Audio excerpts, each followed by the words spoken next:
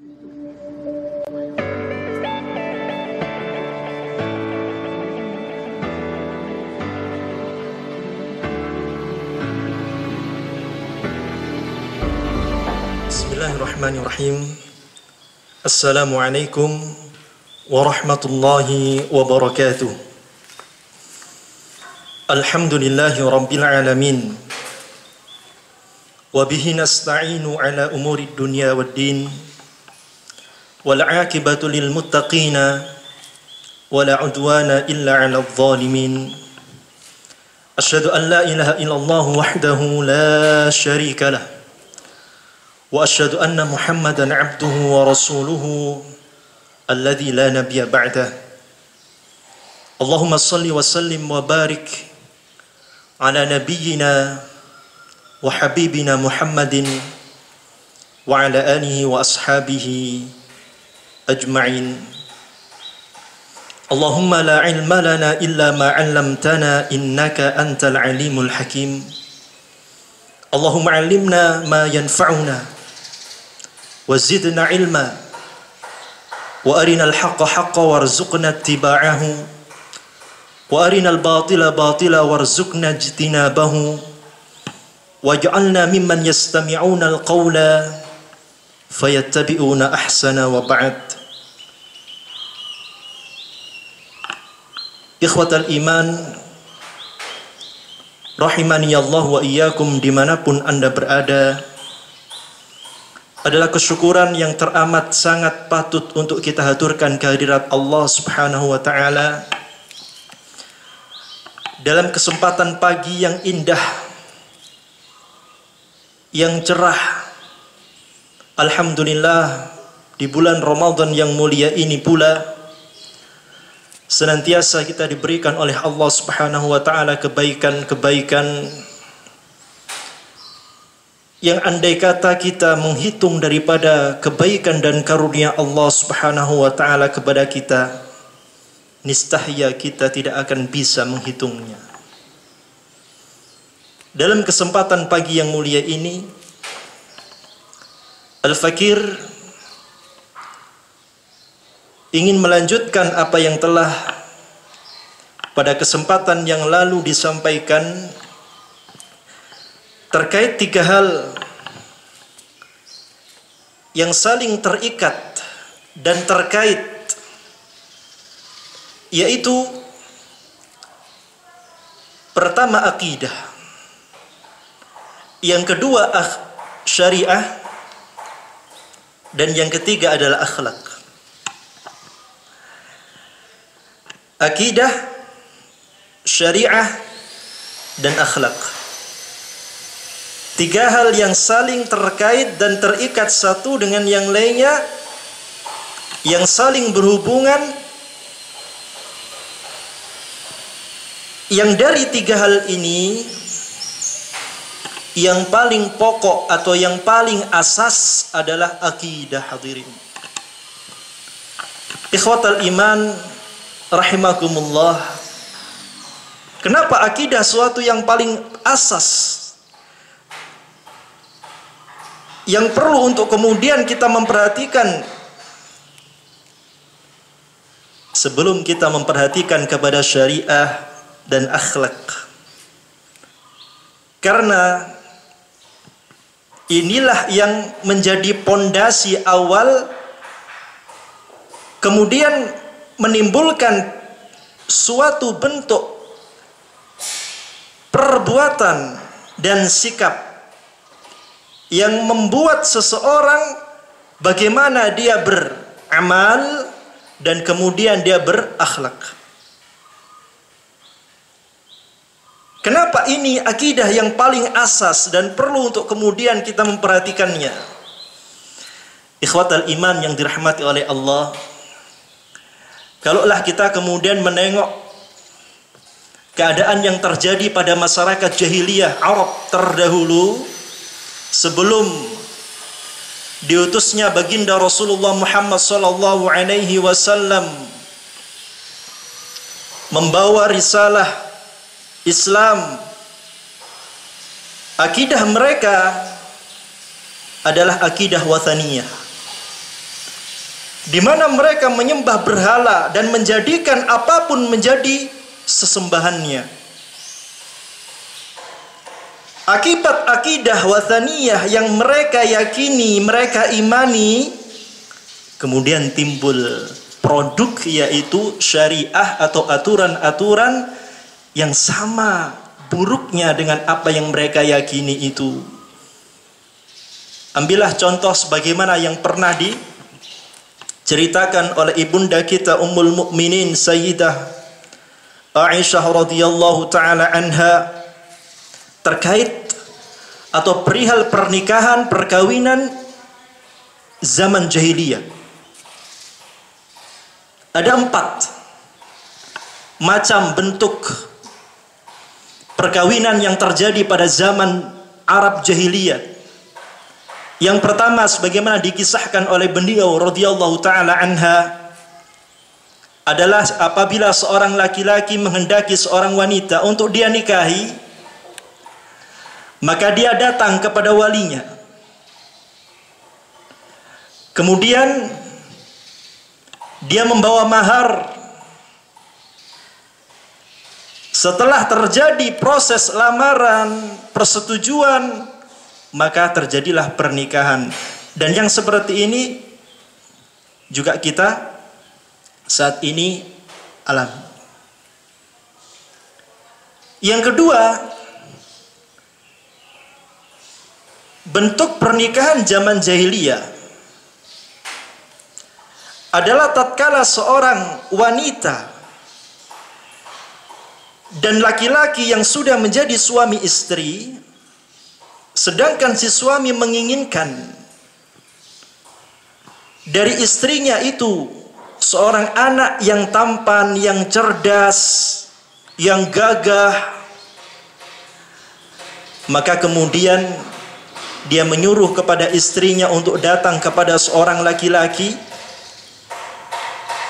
yang dia memiliki ketampanan, memiliki kecerdasan, gagah. Dia menyuruh istrinya untuk datang kepadanya dan berkumpul kepada laki-laki tersebut, sampai kemudian si istri kembali kepadanya lagi, dan dia menunggu sampai muncul tanda-tanda kehamilan pada istrinya. Baru kemudian tatkala dia melihat istrinya sudah dalam kondisi hamil, maka apabila dia berkehendak dan ingin untuk berkumpul kepada istrinya, dia akan berkumpul. Kalau tidak, dia tunggu sampai kemudian anak tersebut lahir dari istrinya. Yang ketiga, ikhwatal iman yang dirahmati Allah, model perkawinan zaman jahiliyah adalah seorang perempuan, dia menerima kurang lebih daripada 10 laki-laki untuk datang kepada dia dan berkumpul dengannya, sampai kemudian si perempuan tersebut hamil dan melahirkan seorang anak. Tatkala sudah lahir seorang anak, maka dia panggil seluruh laki-laki yang kurang dari 10 laki-laki tadi, dikumpulkan, hadir semuanya, tidak ada boleh yang absen. Kemudian dia tunjukkan kepada mereka apa yang dulu telah mereka lakukan kepadanya. Dia tunjukkan bahwasanya mereka telah berkumpul dengannya, dan sekarang hasilnya adalah dia telah melahirkan seorang anak, hasil daripada perkumpulan dengan mereka laki-laki tersebut. Maka kemudian si wanita ini akan menunjuk salah seorang dari laki-laki yang telah berkumpul dengannya, yang berada di hadapannya itu, dan dia tidak akan bisa menolak apa yang diinginkan oleh si wanita tersebut, agar dia kemudian menikahinya dan menjadi bapak daripada bayi yang telah dilahirkannya. Ikhwatal iman yang dirahmati oleh Allah, model perkawinan yang keempat yang terjadi pada masa jahiliyah adalah seorang wanita yang dia itu menerima semua laki-laki untuk datang kepadanya. Bahkan apabila dia ingin mendatangkan laki-laki, dan ini umum terjadi pada wanita-wanita yang disebut baghoya, yaitu wanita-wanita pelacur, dia memberikan tanda di depan rumahnya al-liwa, bendera, yang mana di situ menunjukkan bahwasanya dia dalam keadaan sendiri. Maka siapapun laki-laki yang ingin berkumpul dengan dia, dia terima. Masuklah, kemudian berkumpullah dengan ini. Sampai kalaupun kemudian si wanita ini hamil dan melahirkan seorang anak, maka dia panggil seluruh laki-laki yang pernah berkumpul dengannya. Kemudian dia panggil seorang dukun, dan kemudian dukun itu diberitahu atas apa yang terjadi, dan si dukun kemudian mulai untuk meramal siapa di antara mereka laki-laki yang berkumpul dengan wanita ini yang akan menjadi bapak atau suami dari wanita ini. Maka setelah ditunjuk oleh dukun, maka terjadilah perkawinan. Ikhwatal iman yang dirahmati oleh Allah, inilah produk syariah atau produk aturan-aturan yang terjadi pada zaman Arab jahiliyah akibat daripada akidah wathaniyah yang mereka yakini. Maka akidah yang bermasalah memunculkan produk syariah yang bermasalah. Bahkan akhlaknya pun juga akhirnya bermasalah, melahirkan akhlak amoral yang sangat buruk. Maka disebut kejahiliahan, kebodohan yang amat sangat. Bagaimana kemudian kita mendengar daripada orang Arab terdahulu, tatkala mereka diberikan oleh Allah Subhanahu wa taala bayi yang lahir dari istri mereka itu perempuan, maka apa yang mereka lakukan?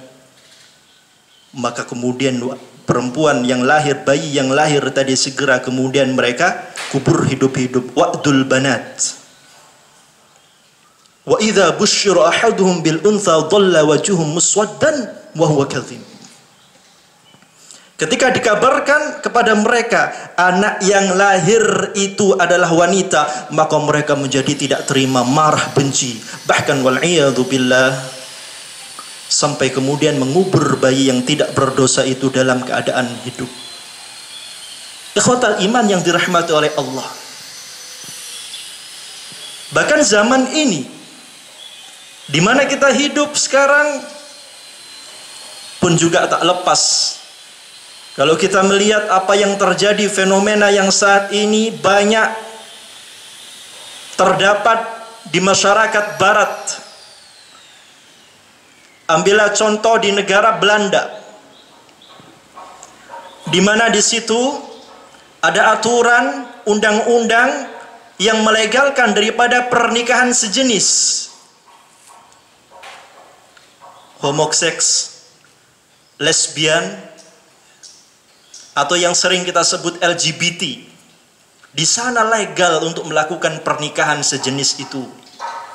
Ikhwatal iman yang dirahmati oleh Allah, kenapa seperti itu bisa terjadi padahal kemudian mereka disebut sebagai negara maju?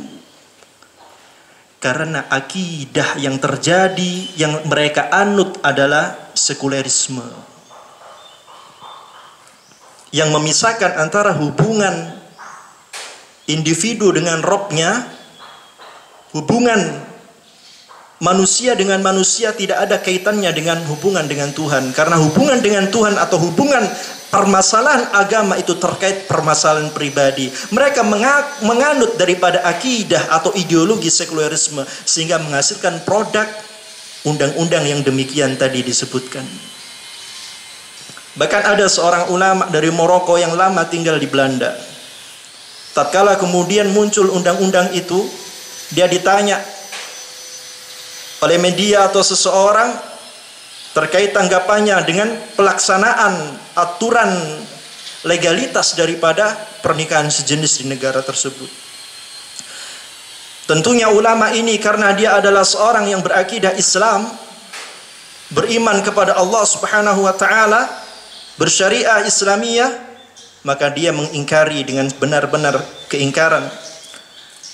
maka kemudian seluruh daripada orang-orang yang tidak suka dengan apa yang distatementkan, dinyatakan oleh da'i tersebut, mempermasalahkannya, bahkan kemudian beliau diperadilkan di mahkamah dan kemudian diberikan sanksi, bahkan kabarnya sampai dideportasi dari negara Belanda menuju ke negara asalnya. Ikhwatal iman yang dirahmati Allah Subhanahu wa taala. Maka inilah kemudian kita perlu memperhatikan daripada akidah yang selama ini kita yakini kebenarannya, apakah sudah benar kita di dalam menjalankan daripada akidah Islamiyah, akidah iman kita kepada Allah Subhanahu wa taala. Kalau Rasulullah Muhammad sallallahu alaihi wasallam telah memberikan kabar kepada kita semua, hendaknya kita senantiasa di atas jalan Rasulullah sallallahu alaihi wasallam, addu 'alaiha bin nawajid. Sampai diibaratkan, gigitlah pada saat itu engkau tentang iman kepada Allah dan Islam sesuai dengan jalan Rasulullah sallallahu alaihi wasallam. Ini seakan-akan engkau menggigit dengan erat dengan gigi geraham kamu. Karena saking saat itu, atau saking beratnya, amat beratnya kehidupan pada zaman akhir di mana Rasulullah sallallahu alaihi wasallam telah jauh daripada kita. Ikhwatal iman yang dirahmati oleh Allah. Maka akidah Islam Ahlus Sunnah wal Jamaah inilah yang harus kemudian kita jadikan akidah kaum muslimin, terkhusus yang kita berada di Indonesia. Hendaknya kita senantiasa memperbaiki akidah kita sehingga kemudian syariah kita pun terjaga dan akhlak kita pun menjadi akhlak karimah, akhlak Islamiyah. Ikhwatal iman yang dirahmati oleh Allah Subhanahu wa taala, sungguh benar dikatakan, man kasahu, barang siapa yang dia menjadikan daripada kebaikan akhlaknya untuk dia, maka dia akan menjadi baik. Karena identitas seseorang itu terletak pada akhlak. Ketika akhlaknya itu hilang, maka kemudian harga dirinya juga menjadi hilang. Dikatakan dalam syair Arab, bagaimana kemudian Ahmad Syauqi mengatakan, innamal umamul akhlaqu ma bakiyat fa inhum dhahabat akhlaquhum dhahabu. Identitas suatu negara atau suatu kaum, suatu masyarakat itu akan tetap ada selama akhlak pada diri mereka itu tetap masih menempel. Tetapi ketika akhlaknya itu telah hilang, moralnya itu sudah tidak ada, maka identitas bangsa tersebut atau masyarakat tersebut pun juga akan menjadi hilang, ikhwatal iman. Maka begitu pentingnya kita menjadi seorang yang berakidah dan berislam dan berakhlak, untuk kemudian kita menjadikan diri kita itu diri yang beridentitas. Kalau kemudian kita tidak mempunyai identitas akhlak muslim yang baik, wal'iyadu billah, maka apa wujud kita di dalam kehidupan ini, ikhwatal iman. Kemudian teringat dengan apa yang disabdakan oleh baginda Rasulullah Muhammad sallallahu alaihi wasallam, diriwayatkan oleh Ibnu Majah, inna likulli dinin khuluqan wa khuluqul Islam al-haya. Sesungguhnya setiap agama itu memiliki akhlak, dan akhlaknya Islam adalah malu. Memiliki rasa malu, ikhwatal iman. Apa yang kita ketahui tentang malu?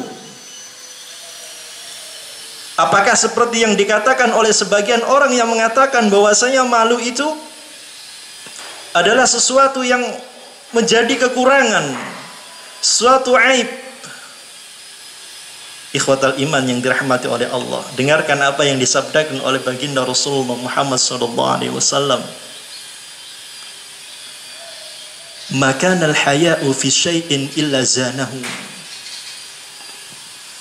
Tidaklah malu itu ada pada diri sesuatu atau pada sesuatu atau pada diri seseorang, melainkan malu itu akan menghiasinya. Artinya, pribadi yang diberikan oleh Allah itu rasa malu, yang senantiasa memiliki rasa malu, sesungguhnya hiasan pada dirinya lah malu itu yang menjadikan dia menjadi indah. Ikhwatal iman.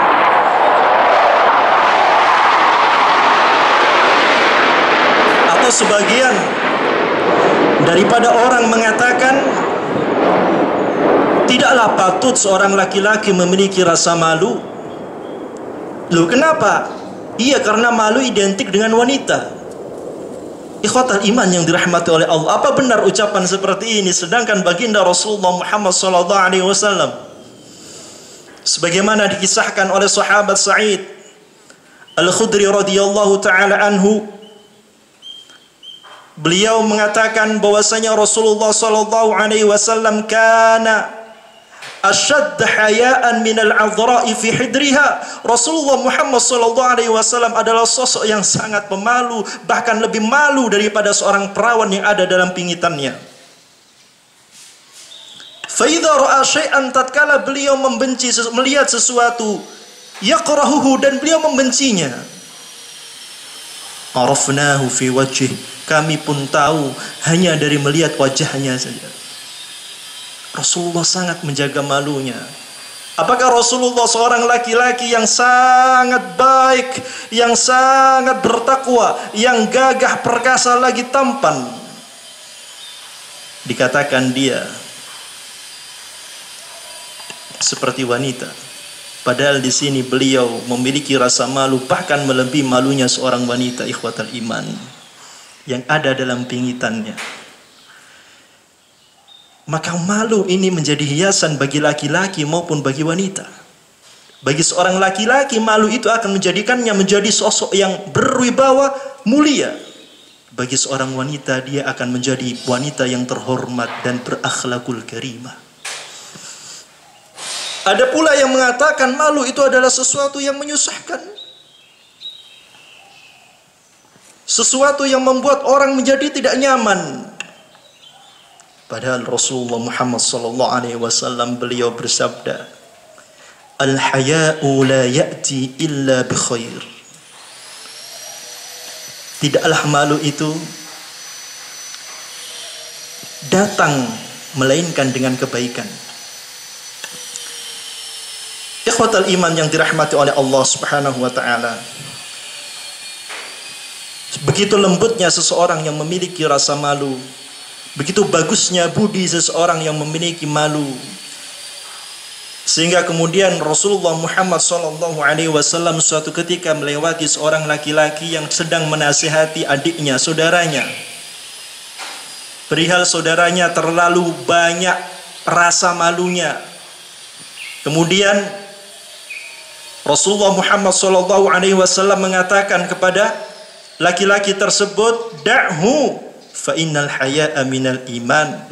Tinggalkan dia saudaramu, sesungguhnya malu itu merupakan bagian daripada keimanan.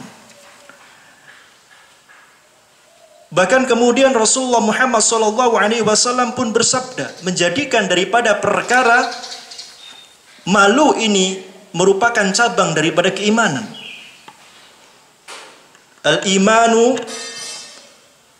iman itu, kata Rasulullah SAW, bid'un wa sab'una syu'batan, 70 cabang, atau bid'un wa situna syu'batan, atau 60 cabang. Fa afdaluha, dan yang paling utama, qaulu la ilaha illallah, adalah perkataan la ilaha illallah. Iman yang paling afdal daripada cabangnya adalah perkataan la ilaha illallah, akidah ikhwatal iman. Seorang yang dia berakidah Islamiyah diberikan kedudukan yang utama di sisi Allah Subhanahu wa taala. Bahkan seberapa banyak pun amalan seorang manusia, tatkala dia tidak memiliki kalimat la ilaha illallah, tidaklah dia memiliki tempat di sisi Allah Subhanahu wa taala, yaitu surganya. Miftahul jannah la ilaha illallah. Kuncinya surga adalah kalimat la ilaha illallah. Kemudian dilanjutkan dalam hadis ini, wa adnaha imatatul adza anit tariq. Dan yang paling rendah daripada cabang keimanan adalah ketika seorang menyingkirkan duri yang bisa menghalangi atau menyakiti daripada seseorang yang lewat. Wal haya'u syu'batun minal iman. Dan malu itu adalah cabang daripada keimanan. Ikhwatal iman yang dirahmati oleh Allah, kalaulah kita sudah tahu bahwasanya malu itu adalah bagian cabang daripada iman kita kepada Allah Subhanahu wa taala, dan dia adalah akhlak daripada akhlakul uzama, akhlaknya orang-orang yang besar, akhlaknya para nabi. Apakah kemudian kita tidak memiliki rasa malu terhadap diri kita? Ikhwatal iman yang dirahmati oleh Allah, ada perkataan man kasahul haya'u thawbahu lam yaron nasu aibahu. Siapa yang dia menjadikan malu itu sebagai pakaiannya, maka orang manusia siapapun tidak akan melihat aibnya. Imam Al-Junaid, sebagaimana yang dinukil oleh Ibnu Qayyim Al-Jauziyah rahimahullahu ta'ala di dalam kitabnya Madarijus Salikin, mengatakan Imam Al-Junaid rahimahullahu ta'ala, al-haya'u ru'yatul ala wa ru'yatul taksir. Malu itu adalah seseorang bisa melihat akan nikmat-nikmat karunia-karunia yang diberikan oleh Allah Subhanahu wa ta'ala kepadanya, dan dia juga bisa melihat kekurangan, keterbatasan dirinya di dalam menjalankan kewajiban kepada Allah Subhanahu wa ta'ala. Tatkala seseorang kemudian menggabungkan, memiliki daripada keduanya, tahu dia akan semua nikmat yang diberikan oleh Allah, sadar dia akan nikmat-nikmat itu, dan sadar pula tentang kekurangan, keterbatasan dirinya tentang menjalankan kewajiban, malu dia kepada Allah Subhanahu wa ta'ala. Sehingga malu ini menjadikan pada dia suatu akhlak yang mendorong dia untuk meninggalkan segala bentuk keburukan-keburukan dan mencegah dia daripada tidak melaksanakan daripada kewajibannya kepada Rabb, yaitu Allah Subhanahu wa ta'ala. Bahkan ada seorang ahli hikmah mengatakan, hidupkanlah hatimu dengan rasa malu dengan kamu berkumpul dengan mereka orang-orang yang memiliki rasa malu, ikhwatal iman. Karena menghidupkan hati itu adalah dengan kemuliaan dan dengan memiliki rasa malu. Ketika sudah kemuliaan pada dirimu, pada hatimu, dan malu yang ada di dalamnya itu sudah hilang, tidak ada, maka hilanglah kebaikan yang ada di dalamnya. Ikhwatal iman yang dirahmati oleh Allah, maka mari kita mendidik diri kita untuk menjadi pribadi yang memiliki rasa malu kepada Allah Subhanahu wa ta'ala. Karena malu itu bukan sesuatu yang kita pakai ini. Malu bukan berarti karena kita memakai pakaian yang biasa, pakaian yang tidak bermerek, tidak branded, atau karena kita adalah orang dari biasa-biasa saja, bukan orang yang berstrata tinggi.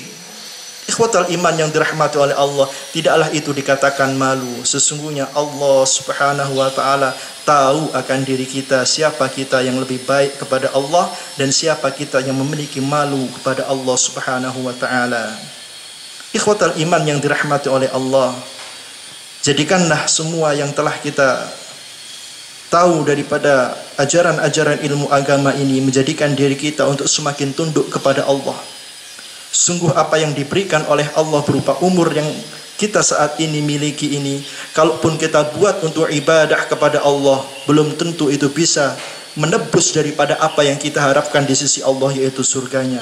Maka kalaulah tidak karena rahmat Allah subhanahu wa ta'ala, belum tentu orang yang paling banyak amalnya itu pun masuk surga. Ikhwatal iman, malulah kita kepada Allah yang telah memberikan kepada kita segala bentuk macam nikmat, tapi kemudian kita tidak bisa berbuat baik dan berbaik-baik kepada Allah subhanahu wa ta'ala. Ikhwatal iman, anak-anak Tulabul ilm, murid-murid yang kami cintai, hendaknya kalian malu kepada orang tua kalian, malu kepada guru-guru kalian, karena merekalah yang telah memberikan banyak kebaikan kepada kalian. Kalaulah tidak karena mereka pula jalannya Allah subhanahu wa ta'ala melalui mereka orang-orang baik ini, belum tentu Anda menjadi baik seperti sekarang. Malulah seperti malunya Nabiullah Adam alaihissalam tatkala berbuat salah. Bagaimana kemudian beliau bersembunyi karena takut, bersembunyi karena malu. Ditanya oleh Allah subhanahu wa ta'ala, "Ya Adam, apakah engkau lari dariku?" Apa dikatakan oleh Nabiullah Adam alaihi salam? "La ya Rabb, la ya Rabb, aku tidak lari darimu, tapi aku malu kepadamu dan apa yang telah aku lakukan." Malu karena dia telah melakukan suatu kesalahan yang Allah subhanahu wa ta'ala pasti juga akan memberikan maaf atas apa yang dilakukan. Sampai kemudian tatkala diturunkan oleh Allah beliau di bumi, berdoa dengan doa yang cukup masyhur, kita pun menghafalnya. Rabbana zalamna anfusana wa illam taghfir lana wa tarhamna lanakunanna minal khasirin. Ikhwatal iman yang dirahmati oleh Allah, mari kita menjadi pribadi yang baik di bulan Ramadan yang mulia ini. Hiasi diri kita dengan rasa malu yang senantiasa ini menjadi pakaian kita, sehingga kita menjadi orang-orang yang bermartabat, orang-orang yang berakhlakul karimah, yang ini diinginkan oleh baginda Rasulullah sallallahu alaihi wasallam untuk umatnya. Kiranya ini yang bisa disampaikan pada kesempatan kali ini. Semoga Allah menjadikan kita semua hamba-hamba yang baik, hamba-hamba yang bertakwa dan selalu berakhlakul karimah. Aqulu qouli hadza wa astaghfirullah li wa lakum wa lisairil muslimina min kulli dhanbin. Wassalamu alaikum warahmatullahi wabarakatuh.